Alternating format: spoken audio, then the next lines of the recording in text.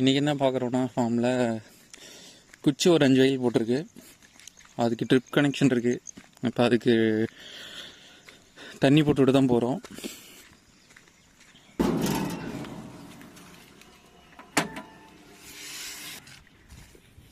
ட்ரிப்புக்கான filter இங்கே தான் போட்டிருக்கு.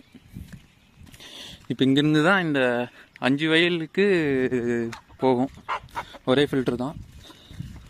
5 வயலுக்கும் சேர்த்து 4 இடத்துல வந்து இது மாதிரி ஸ்ப்ளிட் பண்ணி வச்சுருக்கு. அந்தந்த வயலுக்கு அங்கங்கே திறந்து விட்ற மாதிரி. இன்றைக்கி நம்ம இந்த வயல் தான் ஓப்பன் பண்ணி விடணும்.